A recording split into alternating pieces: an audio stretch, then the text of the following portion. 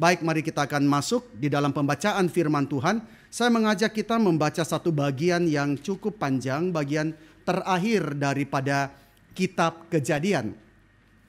Yang pertama saya akan bacakan lebih dulu ya. Saya akan bacakan dari Kejadian 49 ayat 29 sampai 33. Saya akan bacakan bagi saudara. Lalu pasal 50 ayat pertama sampai 14 kita baca secara bertanggapan. Saya ayat yang pertama, pasal 50 ayat kedua. Saudara Bapak Ibu sekalian bersama dengan Singer sampai ayat 14 saja. Lalu setelah itu saya akan bacakan ayat ke-22 sampai dengan ayat ke-26. Saya akan bacakan terlebih dulu Kejadian pasal 49 ayat 29 sampai 33. Demikian, kemudian berpesanlah Yakub kepada mereka, apabila aku nanti dikumpulkan kepada kaum leluhurku, kuburkanlah aku di sisi nenek moyangku dalam gua yang di ladang Efron orang Het itu, dalam gua yang di ladang Makpela di sebelah timur Mamre di tanah Kanaan, ladang yang telah dibeli Abraham dari Efron orang Het itu untuk menjadi kuburan milik. Di situ dikuburkan Abraham beserta Sarah istrinya, disitulah dikuburkan Ishak beserta Ribka istrinya, dan disitulah juga kukuburkan Lea.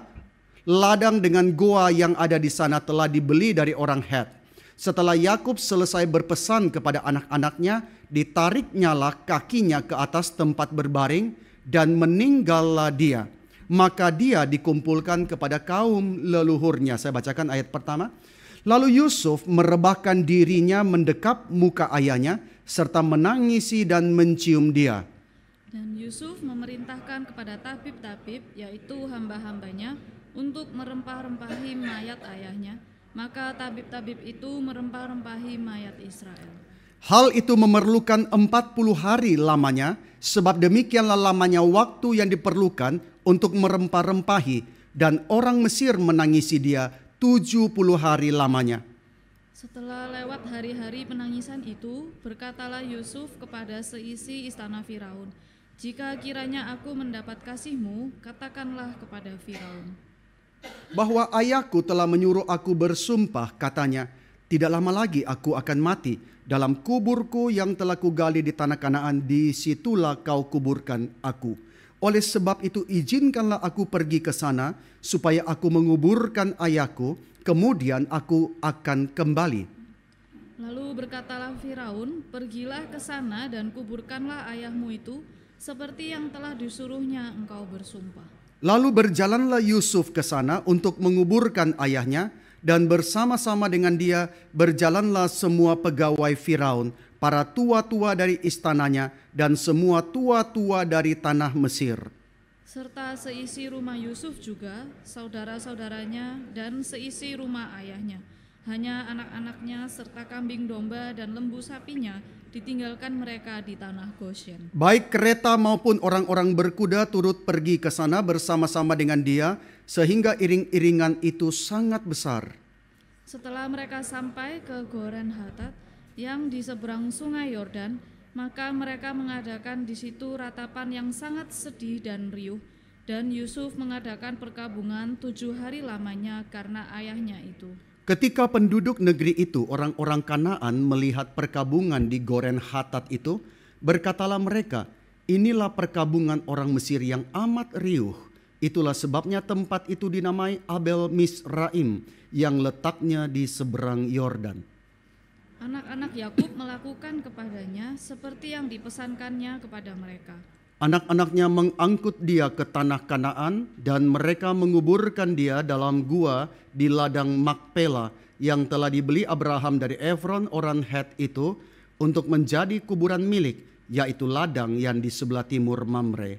Setelah ayahnya dikuburkan, pulanglah Yusuf ke Mesir, dia dan saudara-saudaranya, dan semua orang yang turut pergi ke sana bersama-sama dengan dia untuk menguburkan ayahnya. Saya akan bacakan ayat 22 sampai 26. Yusuf meninggal. Adapun Yusuf, dia tetap tinggal di Mesir beserta kaum keluarganya, dan Yusuf hidup 110 tahun. Jadi Yusuf sempat melihat anak cucu Efraim sampai keturunan yang ketiga, juga anak-anak Makir, anak Manasye lahir di pangkuan Yusuf. Berkatalah Yusuf kepada saudara-saudaranya, tidak lama lagi aku akan mati. Tentu Allah akan memperhatikan kamu dan membawa kamu keluar dari negeri ini, ke negeri yang telah dijanjikannya dengan sumpah kepada Abraham, Ishak dan Yakub. Lalu Yusuf menyuruh anak-anak Israel bersumpah, katanya, tentu Allah akan memperhatikan kamu. Pada waktu itu kamu harus membawa tulang-tulangku dari sini. Kemudian matilah Yusuf berumur 110 tahun. Mayatnya dirempah-rempahi dan ditaruh dalam peti mati di Mesir. Mari kita masuk dalam doa. Kami berdoa Tuhan dan mengucap syukur tidak habis-habisnya ketika kami masih boleh menerima firman Tuhan, ketika kami masih boleh membaca Alkitab di tangan kami. Kami bersyukur sebab Tuhan tidak tinggalkan kami. Tuhan terus menyertai, memimpin kami, menuntun kami dengan firman yang berkuasa. Kami berdoa kiranya untuk waktu yang ke depan, berikanlah kepada kami firman yang mengkoreksi kami, yang menegur jikalau kami berada di jalan yang sesat, dan jikalau kami hidup tidak berkenan di hadapan Tuhan. Tuhan, tegurlah kami. Jangan berikan kepada kami firman yang hanya memuaskan telinga kami, tetapi berikanlah kepada kami firman yang betul-betul memimpin kami kepada hidup yang berkelimpahan. Sertailah hamba-Mu di dalam segala keterbatasannya, juga kami yang mendengarkan. Dalam nama Tuhan Yesus kami berdoa. Amin. Nah saudara sekalian, kita sudah menjelang akhir daripada tahun 2024. Betul perkataan yang orang katakan bahwa days are long but years are short. Hari-hari itu panjang, kadang kita bergumul dalam sepanjang hari, tapi tidak sadar tahun-tahun itu cepat sekali berlalu, saudara sekalian. Tidak terasa kita sudah menjelang akhir daripada tahun 2024. Bagaimana saudara mengevaluasi perjalanan hidup di dalam sepanjang tahun ini? Ada perkataan saudara, bukan bagaimana engkau memulai yang penting, tetapi bagaimana engkau mengakhiri. Ini satu kalimat yang sangat penting. Banyak orang mulai kerja ini, lakukan ini, layani ini, tetapi apakah kita bisa mengakhiri dengan baik? Pendeta Stephen Tong pernah mengatakan, seorang yang melayani dengan baik seperti apakah? Seorang yang melayani Tuhan dengan baik bukan seperti kuda pacu yang larinya kencang, yang menarik perhatian, yang kelihatan luar biasa, tetapi hanya sementara waktu, hanya dalam waktu yang singkat. Orang yang melayani dengan baik itu tidak seperti kuda pacu, mungkin tidak menarik, seperti keledai beban. Keledai beban yang lambat, tetapi yang memikul dengan setia tugasnya sampai kepada akhirnya. Maka kiranya saudara sekalian, setiap orang Kristen, kita juga diharapkan demikian. Bukan bagaimana kita memulai dengan luar biasa, tetapi bagaimana kita boleh minta pertolongan Tuhan supaya dengan setia memikul beban itu sampai kepada akhir. Di dunia ini banyak orang seperti meteor. Meteor atau ada istilah seperti kembang api yang kelihatan begitu gemerlap, tetapi hanya sementara waktu. Akhirnya ditutup dengan buruk, saudara sekalian. Kita tidak bisa menjamin kita pasti kuat, tetapi kita minta pertolongan Tuhan. Berikan kesetiaan hari demi hari. Bukan hanya saudara ketika melayani, saudara ketika berada di dalam rumah tangga, saudara ketika berada di dalam satu panggilan tugas pekerjaan yang Tuhan berikan. Bahkan hal-hal yang kecil, maka biarlah kita minta Tuhan, kita boleh menyelesaikannya dengan baik, dengan setia. Maka hari ini saya akan membahas bagian terakhir daripada seri Injil dalam Perjanjian Lama melalui kehidupan Yusuf di dalam satu tema, yaitu bukan akhir biasa. Di dalam pertemuan-pertemuan yang lalu kita membahas mengenai perkataan terakhir dari Yakub. Perkataan terakhir itu sangat penting. Orang-orang yang sudah mau pergi, yang sudah mau meninggal, apa yang dia katakan itu bukan basa-basi. Maka di dalam perkataan Yakub ini apa yang dia katakan? Nah, ini seringkali diberikan judul berkat-berkat dari Yakub kepada anak-anaknya. Tetapi ketika bicara berkat, itu bukan sekadar Yakub bicara yang baik-baik saja. Seringkali kita pikir berkat itu adalah sesuatu yang menyenangkan, yang baik saja. Tetapi di dalam bagian ini, Yakub selain bicara yang baik, dia juga mengingatkan akan dosa mereka. Yakub mengingatkan akan kelemahan mereka. Juga Yakub bicara mengenai apa yang akan terjadi kepada keturunan Israel. Maka Yakub ketika bicara sesuatu kata penghabisan, dia tidak bicara sesuatu yang hanya menyenangkan mereka. Tapi Yakub bicara jelas dosa-dosa mereka. Seperti Yakub bicara dosa daripada Ruben yang tidur dengan gundik daripada Yakub. Lalu ada Simeon dan Lewi yang tangannya berlumur darah. Maka di sini mau memberitahu kita, Alkitab jelas tidak menganggap ringan daripada dosa. Sehingga kita bebas melakukan apa saja. Oh, bukankah Tuhan sudah mengampuni kami? Oh, bukankah Allah adalah kasih? Bukankah Allah penuh dengan rahmat dan anugerah? Betul. Tetapi kita menolak yang namanya hyper grace. Kita tidak terima teologi yang mengatakan Tuhan begitu murah hati sampai Tuhan tidak memandang lagi dosamu. Betul, Tuhan menghapuskan dosa, tapi bukan berarti Allah menganggap ringan dosa, saudara sekalian. Maka kita menolak hyper grace. Oh, karunia-karunia, tidak peduli Allah yang murka, tidak peduli Allah yang suci. Karena di dalam Alkitab, dosa itu bukan hal yang sepele, saudara. Dosa sama sekali tidak sepele. Alkitab memperingatkan akan akibat yang pahit daripada dosa yang harus ditanggung oleh seseorang dan oleh orang-orang di sekitar mereka. Banyak orang ketika jatuh dalam dosa menganggap, oh begitu nikmat, begitu menyenangkan, begitu memuaskan daripada hawa nafsunya. Tetapi dia tidak sadar bahwa iblis tidak pernah dagang rugi. Iblis akan seret ke dalam kehancuran.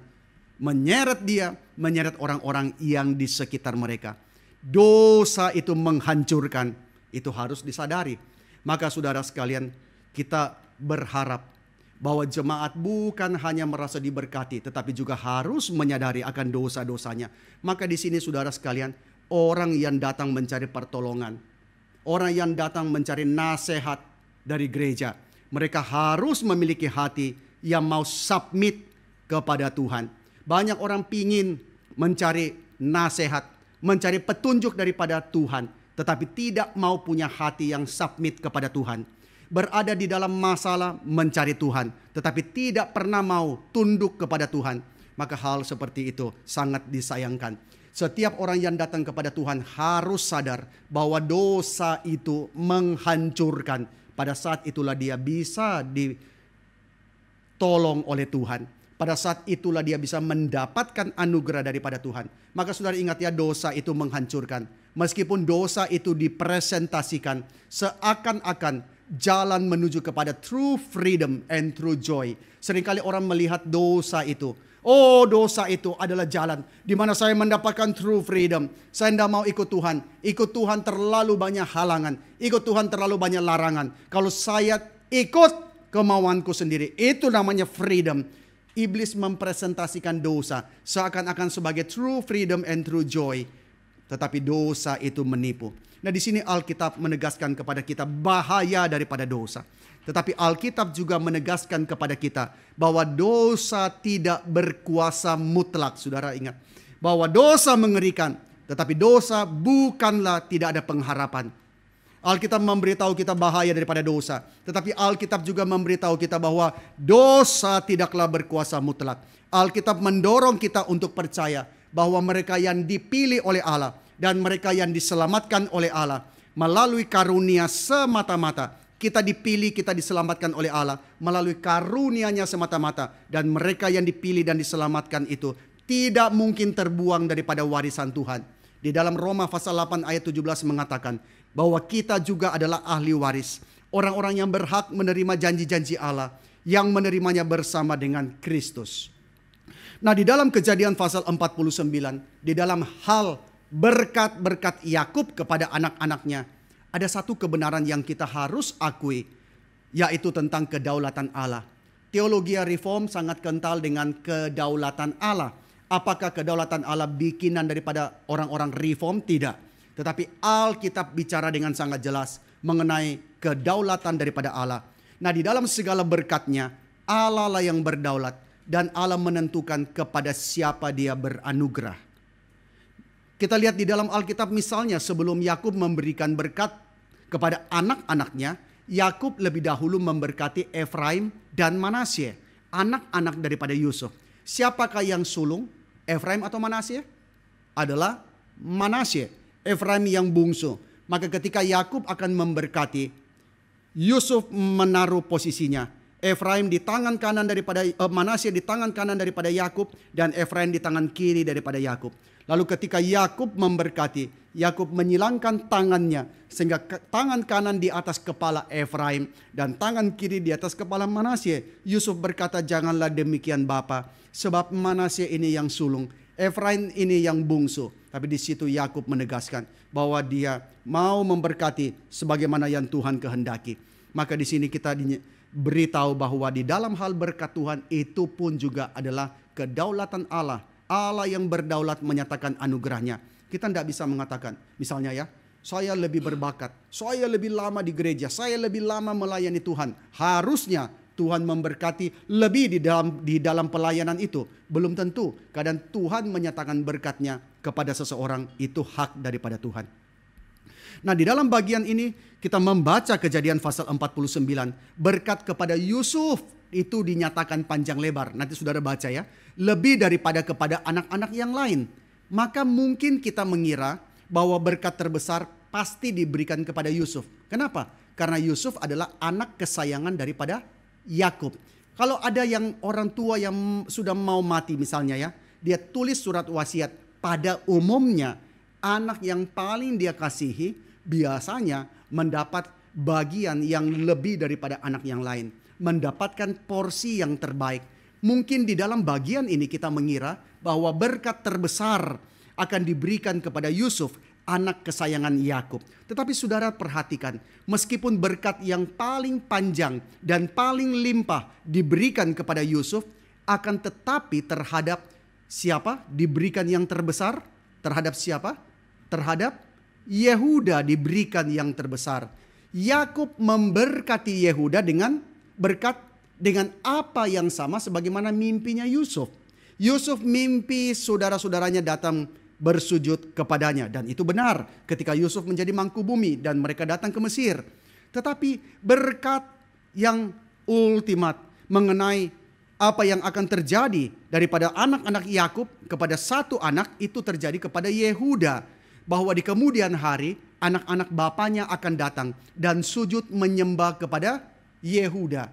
Di dalam Kejadian pasal 49 ayat 8, di situ Yakub berkata, "Yehuda, engkau akan dipuji oleh saudara-saudaramu, tanganmu akan menekan tengkuk daripada musuhmu, kepadamu akan sujud anak-anak ayahmu."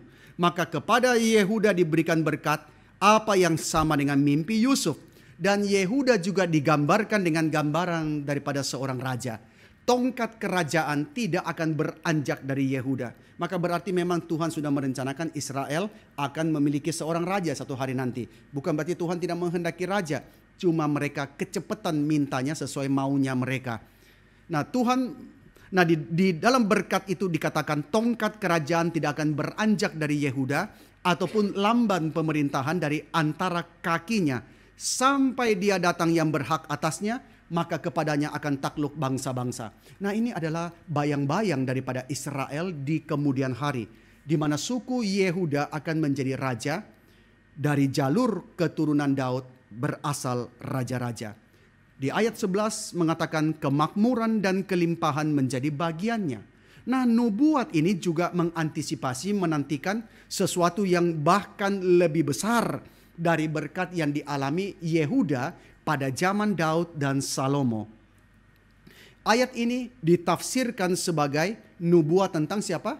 Tentang Mesias. Mesias melampaui daripada zaman Daud, melampaui zaman daripada Salomo, dan menuju kepada Kristus. Meskipun generasi di antara mereka sampai kepada Kristus seringkali sulit untuk menangkap seutuhnya. Maka saudara bersyukur sekali kita pada hari ini memiliki Alkitab yang sudah lengkap. Maka sayang sekali jikalau gereja tidak mengajar Alkitab, jikalau gereja tidak khotbah Alkitab, kita rugi, tidak sadar rugi berapa banyak. Banyak orang merasa puas berada di gereja, yang penting saya senang. Tidak usahlah terlalu rumit bahas Alkitab. Saudara, justru sangat rugi. Orang-orang di dalam generasi antara Yakub sampai kepada Kristus, mereka seringkali bergumul. Mereka sulit menangkap seutuhnya akan perkataan itu. Nah saudara sekalian, semua berkat atas Yehuda ini adalah gambaran yang akan membawa ingatan kita kepada singa dari Yehuda, yaitu Yesus Kristus. Dialah yang akan menghakimi, dialah yang akan memerintah. Saudara perhatikan satu bagian di dalam Kejadian 49 ayat yang ke-11. Itu saudara coba lihat bagian ini ya. Kejadian 49 ayat yang ke-11 ketika Yakub memberkati Yehuda. Ini satu bagian yang menarik di mana kita dipersiapkan untuk melihat Kristus sebagai penggenapan daripada janji itu. Di ayat 11 mengatakan dia akan menambatkan keledainya pada pohon anggur dan anak keledainya pada pohon anggur pilihan.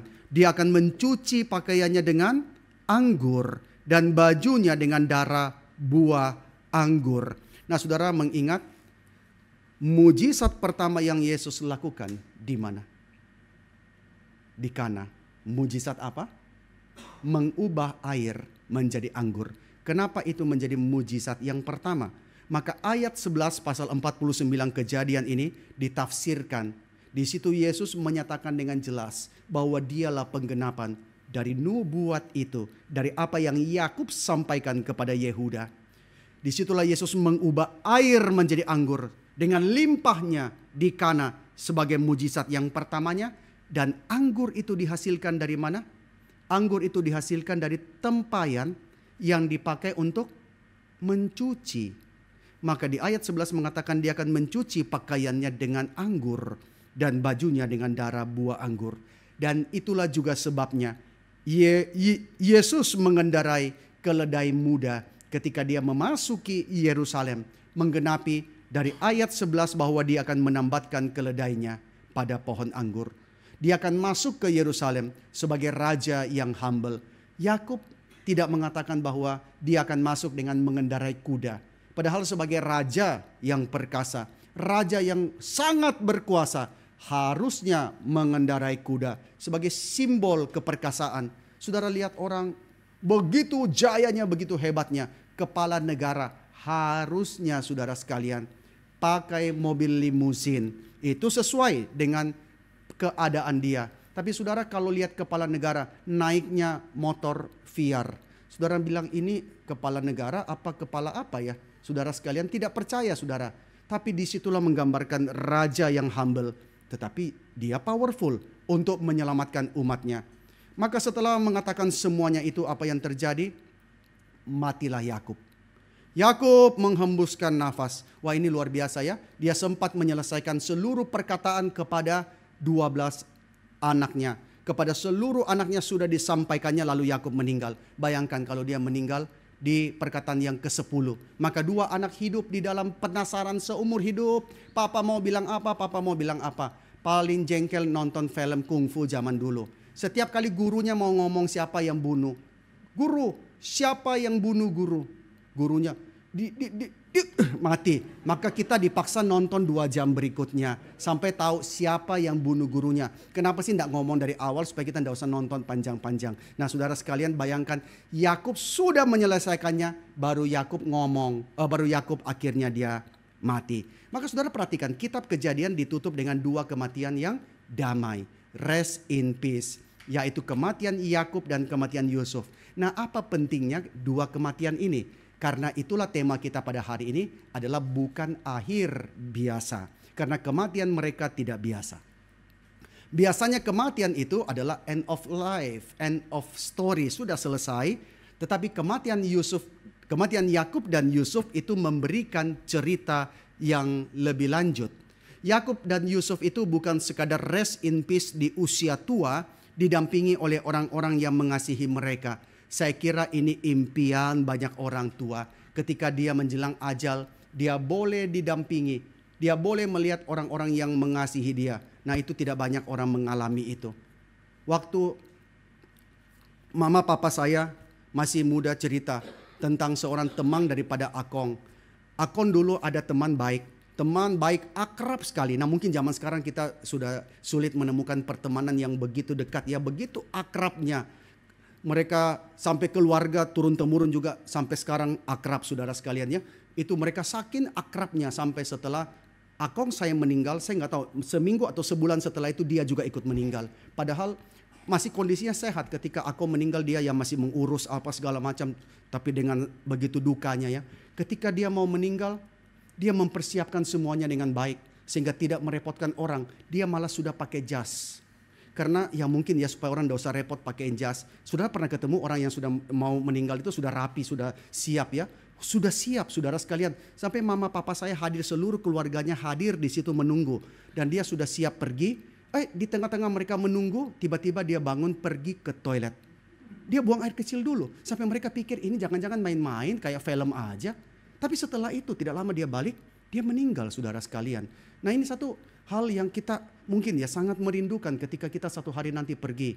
Ketika mama saya dipanggil Tuhan itu menunggu sampai seluruh keluarga kumpul. Sampai Koko datang dengan pesawat terakhir.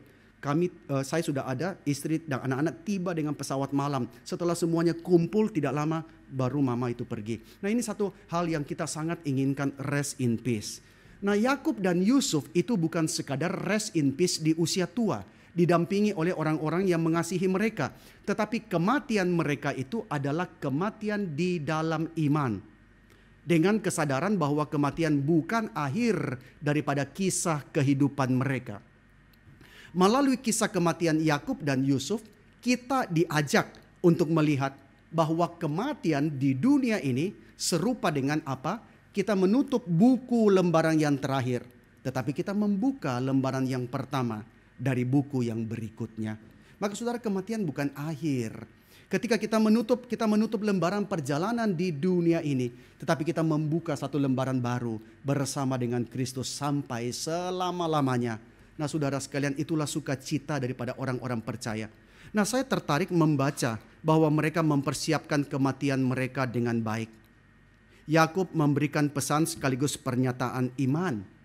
Wah ini penting sekali ya, memberikan pesan sekaligus pernyataan iman.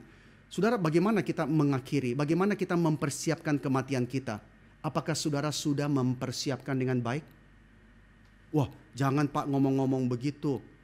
Jangan Pak Mali gitu ya ngomong-ngomong.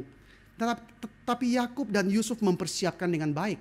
Mereka memberikan pesan terakhir sekaligus pernyataan iman mereka. Dan nanti Yusuf juga begitu. Nah menarik sekali bahwa mereka mempersiapkan kematian dengan baik. Sementara banyak orang di sepanjang zaman berusaha menghindari kematian, mencoba lari dari kenyataan.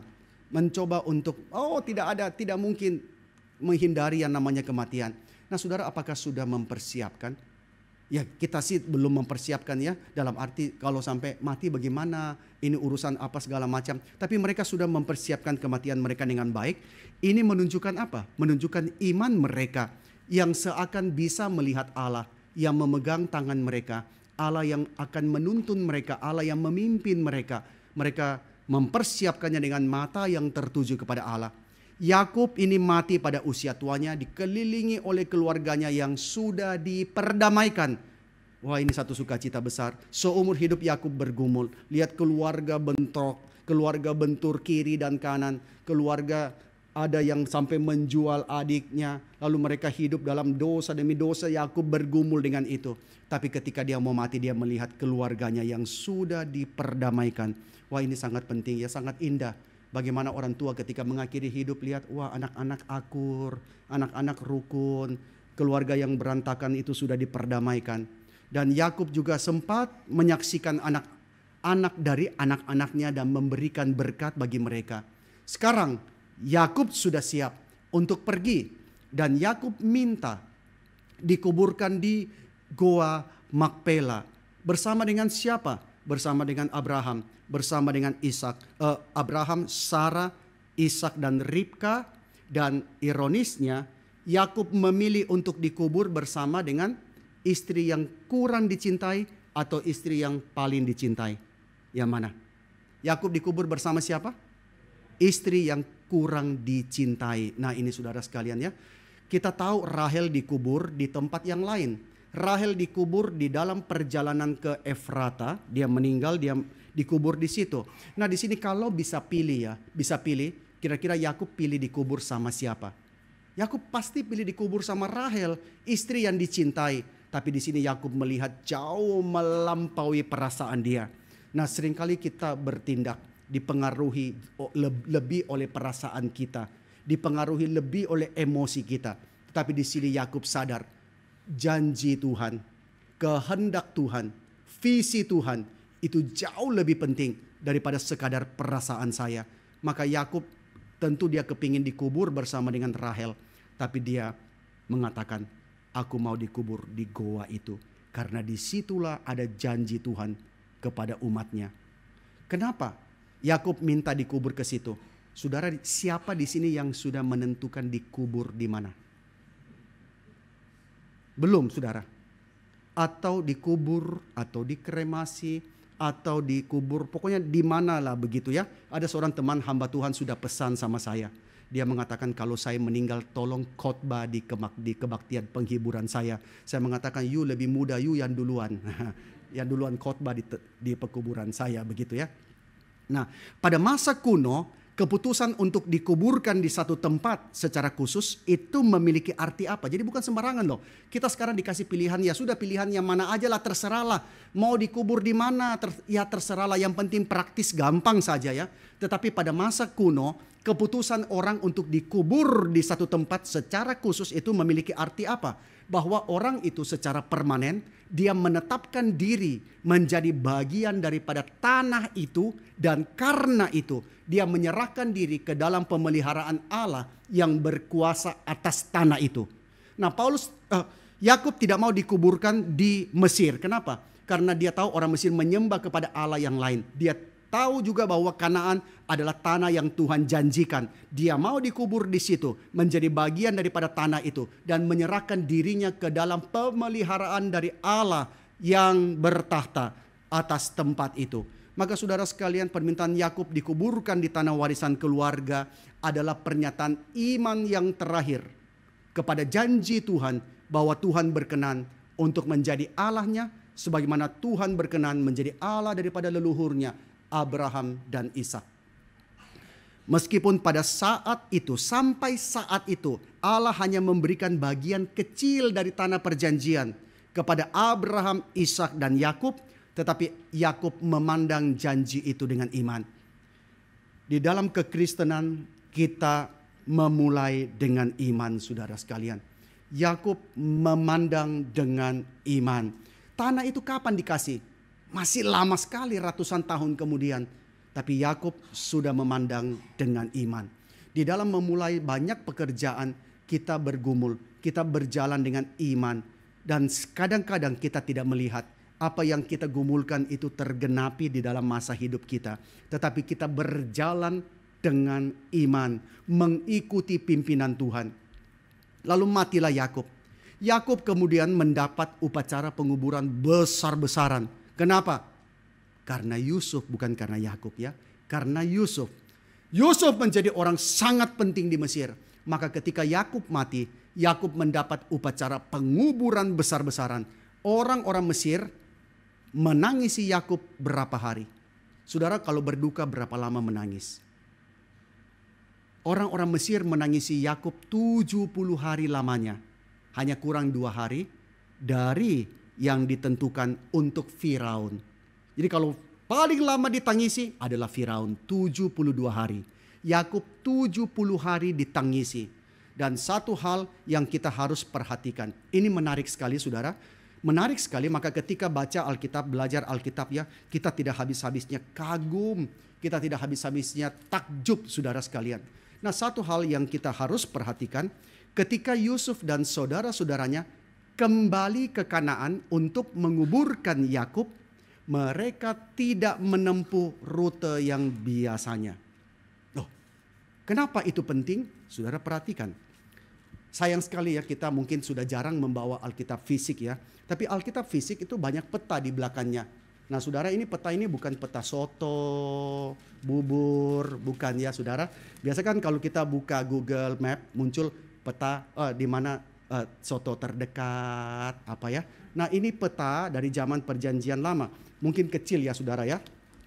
Tapi ini adalah Laut Tengah saudara sekalian. Ini adalah tanah perjanjian ya, tanah perjanjian. Kalau saudara lihat peta dunia zaman purba. Nah ini Mesir yang di bawah sini. Mesir yang di bawah sini. Kemudian ketika Yakub dibawa ke tanah perjanjian, dikubur di Gua Makpela, maka saudara perhatikan jalur normal dari Mesir menuju kepada Kanaan, ya menyusuri pantai dong ya. Itu jalur paling dekat, jalur paling bagus, jalur paling aman, jalur yang paling praktis saudara sekalian.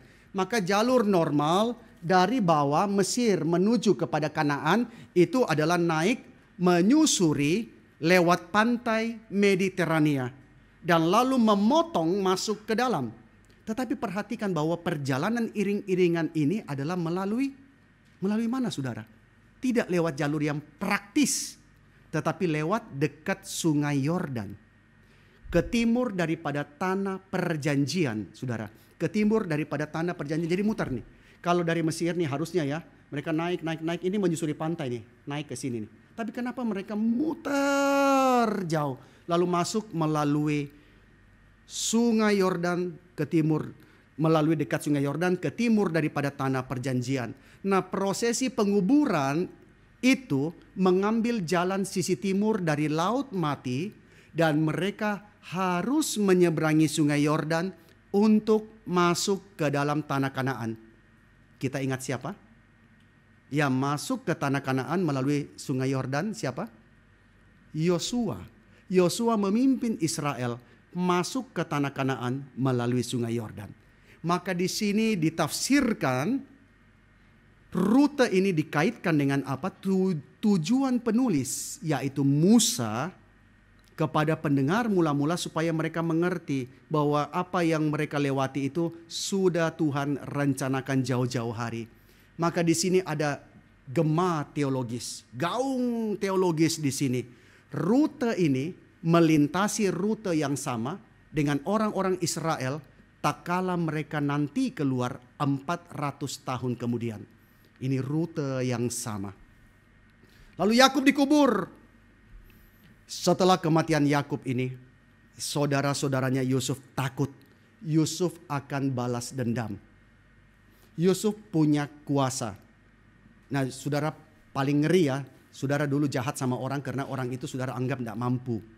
Tiba-tiba orang itu sekarang jauh melebihi saudara. Itu ketakutan yang besar saudara. Maka mereka sekarang ketakutan. Yakub sudah mati nih. Jangan-jangan Yusuf dulu baik kepada mereka karena lihat muka daripada Yakub. Maka mereka cepat-cepat datang berdamai. Cepat-cepat datang mengingatkan Yusuf pesan daripada Yakub. Maka disinilah kita dapati kalimat yang agung luar biasa. Dan saya percaya orang yang Tuhan pakai bukan orang yang cuma pinter. Bukan orang yang cuma berbakat. Bukan orang yang cuma punya duit. Tetapi yang Tuhan pakai pertama-tama adalah orang yang hati besar. Orang yang hati luas. Maka saya selalu percaya gereja dan jemaat yang memiliki hati yang luas pasti diberkati Tuhan. Tidak bisa tidak. Pasti diberkati Tuhan. Maka ketika Yusuf, saudara-saudaranya datang kepada dia. Di situ Yusuf mengatakan satu kalimat yang sangat agung. Yusuf mengatakan, memang kamu telah mereka-rekakan yang jahat terhadap aku. Yusuf tidak mengatakan, oh enggak, kamu enggak melakukan apa-apa kok, jangan sungkan begitu ya. Tidak, Yusuf mengakui, memang kamu sudah merancang, merekayasa, mengatur sesuatu yang jahat terhadap aku. Tetapi aku bisa melihat jauh melampaui itu, bahwa Allah ternyata telah mereka-rekakannya bukan untuk kejahatan, tetapi untuk kebaikan. Dengan maksud apa? Melakukan seperti yang terjadi sekarang ini, yakni memelihara hidup suatu bangsa yang besar. Wah, ini perkataan yang sangat indah. Dan ini adalah gambaran daripada Kristus. Karena apa saudara? Ketika engkau punya kuasa, ketika engkau punya kemampuan untuk membalas dendam, tapi engkau tidak membalas dendam, tidak memakai kuasa itu, tidak memakai hak itu untuk membalas dendam, maka engkau adalah orang yang hati luas sekali. Dan Kristus menyatakan itu. Kenapa Yesus disebut dalam Yesaya pasal 9 ayat 5 sebagai the Prince of Peace, sebagai Raja Damai? Kenapa Yesus disebut sebagai Raja Damai? Apakah karena Yesus, oh enggak apa-apa, you salah sama saya, enggak apa-apa lah, oke lah, beres lah, sudah enggak usah ingat. Bukan. Tetapi dia disebut sebagai Raja Damai karena dia memiliki segala kuasa, segala otoritas yang mutlak untuk melakukan pembalasan. Tetapi dia memilih untuk mengorbankan dirinya. Dia memilih untuk berdamai meskipun dia punya kuasa untuk membalas. Nah saudara, jikalau kita punya kuasa membalas, akankah saudara memilih jalan damai? Sulit. Tetapi Yesus memilih jalan damai. Dia memiliki otoritas kuasa, tetapi dia memberikan nyawanya. Yusuf orang yang hati besar seperti itu. Kejadian mencatat akhirnya Yusuf mati. Dan Yusuf juga mati dengan tenang. Rest in peace. Yusuf hidup berapa lama? Yusuf hidup sampai 110 tahun. Dan meskipun Yusuf tinggal lebih lama di Mesir, sebagian besar dari hidupnya di Mesir. Berarti berapa tahun Yusuf ada di Mesir? 93 tahun Yusuf ada di Mesir. Tapi iman Yusuf tidak melihat Mesir sebagai rumahnya. Ini bukan rumahku. Rumahku di tempat yang Allah janjikan itu. Kalau kita hidup misalnya ya, saudara sampai umur 110 tahun. 17 tahun dari lahir sampai besar, saudara besar di Probolinggo misalnya. Lalu saudara menghabiskan 93 tahun di Surabaya. Maka saudara orang Surabaya atau orang Probolinggo? Ya saudara mungkin melihat Surabaya sebagai tempat di mana saudara menghabiskan waktu hidup lebih lama. Meskipun Probolinggo itu tanah kelahiran, tentu ada tempatnya saudara sekalian. Tapi Yusuf tidak melihat Mesir itu sebagai rumahnya. Maka ketika tiba waktunya dia mati, dia perintahkan supaya tulang-tulangnya ditaruh dalam peti mati. Nah ini adalah tindakan iman saudara sekalian. Sekiranya orang Israel meninggalkan Mesir, Yusuf mau pergi bersama dengan mereka. Ini adalah satu tindakan iman. Kenapa Yusuf tidak seperti Yakub? Yakub minta kalau dia mati, jangan kubur aku di Mesir, kubur aku di Gua Makpela. Di situ ada leluhurku, ada Abraham dan Sarah, ada Ishak dan Ribka, ada Lea istriku, aku mau dikubur di situ. Kenapa Yusuf tidak minta? Bukankah lebih bagus? Kenapa? Kenapa lebih bagus? Secara status akan lebih keren Yusuf dikubur di Gua Makpela. Kenapa? Karena Abraham ada di situ. Lalu dari antara saudara-saudaranya Abraham, Tuhan pilih Abraham. Lalu dari antara Ishak dan Ismail, Tuhan pilih Ishak. Lalu dari antara Yakub dan Esau, Tuhan pilih Yakub. Oh, kalau Yusuf dikubur di situ, seakan-akan Yusuf mau mengatakan, dari 12 anak Yakub, aku yang dipilih menjadi orang yang dikuburkan di Gua Makpela. Yusuf bisa saja, dia punya kuasa, dia punya power untuk minta dikuburkan di Gua Makpela pada saat itu juga. Tetapi kenapa Yusuf tidak minta dikubur di Gua Makpela? Bukankah kalau dia dikubur di Gua Makpela, dia akan mencatat banyak sejarah, banyak prestasi. Bayangkan ya, Yakub bukan orang yang berjasa kepada Mesir. Tapi waktu dia mati, 70 hari orang Mesir menangisi. Yang paling lama adalah Firaun, 72 hari. Yusuf bisa minta dia dikubur di Gua Makpela, lalu orang Mesir menangisi dia 71 hari. Wah, berarti dia sudah hampir dekat sama dengan Firaun. Dia bisa mencatat rekor 71 hari. Tetapi Yusuf tidak. Yusuf menegaskan pernyataan imannya bahwa dia percaya akan rencana Allah kepada Israel. Yusuf menyatakan imannya, melampaui ambisinya saudara sekalian, melampaui apa yang dia rasa. Mungkin ya saudara, orang dalam posisi Yusuf itu pasti akan minta dihormati, matinya pun akan dihormati.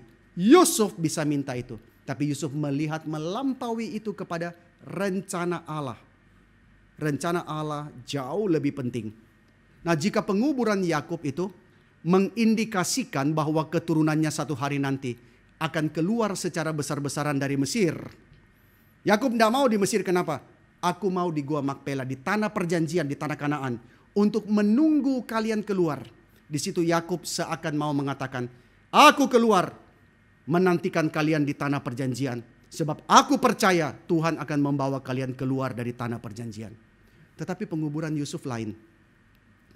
Jika tulang-tulang Yakub tersimpan di Kanaan dengan aman, menantikan keturunan Israel satu hari nanti kembali ke situ, meskipun 400 tahun kemudian. Tapi Yusuf berbeda. Yusuf mengikatkan diri dengan seluruh harapan daripada umat Tuhan.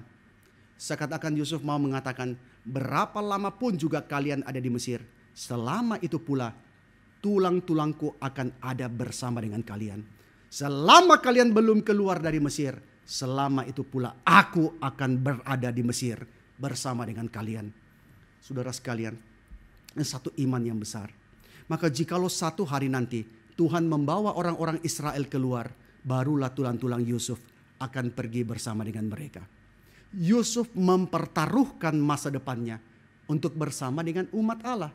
Bukankah Yusuf punya kerinduan untuk masuk ke dalam tanah perjanjian? Tentu. Musa begitu merindukan, tapi Musa tidak memperoleh kesempatan itu. Dia hanya bisa melihat dari jauh kepada tanah perjanjian itu. Yusuf tentu kepingin, tapi dia mempertaruhkan masa depannya untuk bisa bersama dengan umat Tuhan. Seakan Yusuf mengatakan, akulah yang pertama tiba di Mesir, biarlah aku juga yang terakhir keluar dari Mesir. Ketika Yusuf minta mayatnya dirempah-rempahi dan ditaruh dalam peti mati, ini tidak lazim. Saudara, ini tidak lazim. Karena di Israel tidak ada kebiasaan menaruh jenazah di dalam peti. Dan mereka biasanya langsung bungkus jenazah itu dan taruh di dalam goa, di dalam tanah. Ini pemakaman yang tidak lazim. Tapi ini visinya jauh sekali. Nah, saya nggak tahu ya, mungkin saudara nanti kalau saya mati, jangan ditaruh di peti. Saya mau caranya lain. Mungkin ditaruh dalam kulkas atau apa, nggak tahu. Mungkin saudara mau caranya beda supaya unik ya. Tapi Yusuf bukan cara beda supaya dia unik, kelihatan keren-kerenan, tidak. Tapi karena dia melihat visi daripada Tuhan, taruh di dalam peti mati, ini tidak lazim. Tapi saudara perhatikan di sini. Kata Ibrani yang dipakai untuk peti mati yang Yusuf ditaruh di situ adalah kata yang sama yang digunakan untuk tabut perjanjian, saudara. Kata yang sama yang digunakan untuk tabut perjanjian. Dengan kata lain, sepanjang perjalanan orang Israel nanti ke tanah perjanjian, mereka akan mengusung dua tabut. Mereka akan mengusung dua peti. Yang satu ialah peti perjanjian, tabut Allah. Dan yang satu ialah peti yang berisi tulang belulang Yusuf. Kedua-duanya adalah peti yang menyatakan apa? Menyatakan kesaksian akan kesetiaan Allah bagi umatnya. Tidak peduli ratusan tahun telah berlalu, tetapi Allah setia. Allah setia menyertai umatnya. Mungkin dalam hidup kita seringkali kita seakan-akan tidak melihat Tuhan ada di situ. Kita mungkin mengatakan Tuhan terlalu lama. Terlalu lama Tuhan biarkan aku tanpa jawaban. Terlalu lama Tuhan biarkan aku dalam keadaan seperti ini. Kita mau lebih cepat, tapi rencana Tuhan mungkin tidak seperti itu. Maka kedua peti ini setelah berlalu 400 tahun mereka keluar dari Mesir, barulah peti itu dibawa. Peti mati Yusuf dibawa. Itu menyatakan kesaksian akan kesetiaan Allah yang tidak pudar bagi umatnya. Maka ini juga yang kita imani, saudara. Di dalam setiap penguburan orang-orang percaya, inilah yang kita imani. Bahwa hidup tidak berhenti begitu saja. Tapi hidup berpaut dengan janji Tuhan yang kekal. Sebagaimana Yakub dan Yusuf lihat pada hari menjelang kematian mereka. Saudara, alangkah indahnya ketika orang percaya melihat janji Tuhan yang kekal di dalam akhir hidup mereka. Mungkinkah kita mengakhiri hidup hanya melihat kepada aset kita yang telah berlalu? apa yang kita miliki yang telah menjadi milik daripada orang lain. Lalu kita hidup dalam penyesalan, kita hidup dalam kemarahan. Ada orang-orang yang hidup terus dengan kemarahan sampai akhir hidupnya, merasa dikhianati, merasa ditipu, merasa disakiti, terus tidak ada sejahtera. Tapi kiranya kita boleh hidup dengan mata yang tertuju kepada janji Tuhan yang kekal, sebagaimana Yakub dan Yusuf lihat menjelang hari kematian mereka. Pada akhirnya saudara, kitab Kejadian selesai. Kitab Kejadian selesai ditutup dengan pesan yang sangat kuat akan apa? Kitab Kejadian ditutup dengan pesan yang sangat kuat akan janji Allah yang terpelihara sampai kepada generasi berikutnya. Meskipun melalui banyak bahaya yang seakan bisa memutus janji itu, bukan? Ketika Tuhan panggil Abraham, Tuhan kasih janji tanah, Tuhan kasih janji keturunan. Banyak hal yang bisa membuat janji itu seakan-akan terputus. Abraham lihat bagaimana bisa punya anak istri mandul. Carilah budak daripada Hagar. Carilah budak daripada Sarah si Hagar. Tapi ternyata itu bukan cara Tuhan. Takut dibunuh karena istri terlalu cantik.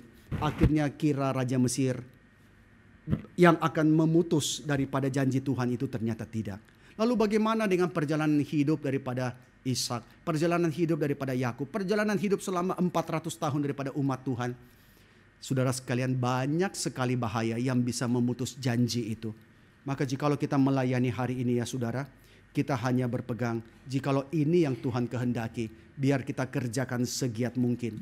Banyak hal yang bisa terjadi, banyak hal yang bisa menginterupsi, banyak hal yang bisa mengganggu kita, sangat banyak saudara. Tapi di sini kita mau berpegang kepada janji Tuhan, bahwa jikalau Dia yang merencanakan, Dia yang akan menggenapi. Waktunya kapan? Banyak hal yang bisa memutus. Tapi sekali lagi kita menyerahkan di dalam pimpinan Tuhan. Maka di sini menyatakan apa? Apa yang Yakub dan Yusuf mereka menyatakan bahwa Dia yang berjanji adalah juga Dia yang berkuasa menggenapkan janjinya. Ketika Dia janji, kita tidak kuasa menggenapinya, kecuali Dia yang menggenapinya. Maka saudara sekalian, Yakub dan Yusuf menyatakan bahwa Allah yang berjanji, Dia Allah yang berkuasa menggenapkan janjinya. Dan Kejadian ditutup juga dengan pesan yang kental akan pengampunan dan penebusan. Dan di dalam Kristus kita melihat pengampunan dan penebusan. Dan itu akan mempersiapkan kita. Kitab Kejadian ditutup dengan pesan yang sangat solid mengenai pengampunan dan penebusan. Dan itu mempersiapkan kita, membawa kita melintasi sejarah sampai kepada Kristus satu hari nanti. Dan ini semua menguatkan kita, meneguhkan kita untuk berharap kepada janji Allah, bahwa semuanya itu akan tergenapi. Allah tidak mungkin lalai akan janjinya. Meskipun kita seringkali menganggap Dia lalai, kita seringkali menganggap Dia lupa, tapi Allah tidak pernah lalai di dalam menggenapi janjinya. Ketika dunia menyambut kelahiran daripada Kristus, di situ juga dunia mengkonfirmasi kesetiaan Allah akan janjinya bagi umatnya. Dari Kejadian pasal 3, Allah berjanji akan ada seorang yang akan meremukkan kepala daripada ular. Dan Allah menggenapinya ketika Kristus lahir dan mati dan bangkit dan naik ke sorga. Dan satu hari nanti Dia akan datang kembali di dalam segenap kemuliaannya.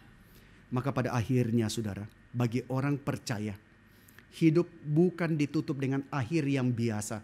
Bagi semua orang di dalam dunia ini, upah dosa adalah maut. Kita akan menghadapinya. Suka tidak suka, siap tidak siap. Kita akan menghadapi upah dosa adalah maut. Dan itu adalah akhir yang biasa. Semua orang akan mati. Semua orang akan sampai kepada akhir daripada hidupnya. Tetapi orang-orang percaya bisa menutup hidup dengan akhir yang tidak biasa. Oleh karya Kristus, orang percaya akan menutup hidupnya di dalam pengharapan yang kekal yang tidak bisa direbut daripada mereka. Maka biarlah kita berdoa, Tuhan kiranya memberikan kepada kita yang lemah ini, kita yang suka ragu, kita yang tidak percaya, kita yang hati sempit, Tuhan memberikan kita ketekunan, kesetiaan di dalam menempuh sampai kepada akhir. untuk mengakhiri perjalanan hidup kita dengan iman yang tertuju kepadanya dan kesaksian yang baik sebagai orang Kristen. Hiduplah dengan kesaksian yang baik, saudara. Sehingga ketika orang melihat kehidupan saudara, orang kepingin jadi Kristen. Orang aku kepingin punya hidup yang seperti itu. Hiduplah di dalam kesaksian yang baik. Saudara tidak diminta menjadi spektakuler. Saudara tidak diminta menjadi seorang pengurus yang spektakuler. Saudara tidak diminta menjadi orang Kristen yang spektakuler. Saudara diminta menjadi orang Kristen yang setia kepada janji Tuhan. Dan hidup di dalam kesaksian yang baik menyatakan bahwa Tuhanku setia. Tuhanku yang akan memegang sampai kepada akhir dari perjalanan hidupku. Mari kita berdoa. Tuhan Bapa di dalam surga, kami bersyukur sebab kepada kami Tuhan memberikan janji yang tidak akan direbut daripada kami. Dan kami menantikan janji yang besar itu satu hari nanti. Bahwa Tuhan dan Raja kami Yesus Kristus akan datang kembali di dalam segenap kemuliaannya. Dan kami akan berbagian di dalam kemuliaan itu. Kami akan mengakhiri hidup kami ya Tuhan, entah kapan. Tetapi biarlah kami mengakhirinya bukan akhir yang biasa, tapi akhir di dalam kemenangan oleh karena Kristus yang telah berkarya bagi kami. Tuhan terima kasih, teguhkan kami, berikanlah kepada kami kesetiaan untuk hidup bersaksi bagi Tuhan. Bukan menjadi meteor yang melejit sebentar tetapi lenyap. Bukan menjadi kuda pacu yang begitu semarak, begitu menarik perhatian banyak orang di dalam perlombaan yang singkat. Tetapi menjadi keledai beban yang tidak menarik, yang tidak diinginkan. Tetapi yang dengan setia memikul beban itu sampai kepada akhir. Dan akhir yang tidak biasa. Kami berdoa bersyukur ya Tuhan untuk setiap kesempatan kami merenungkan firman-Mu, apa yang Tuhan nyatakan di dalam kehidupan orang-orang percaya dalam sepanjang zaman. Biarlah kami juga boleh melihat akhir tersebut. Terpujilah nama-Mu ya Tuhan. Di dalam nama Tuhan Yesus kami berdoa dan bersyukur. Amin.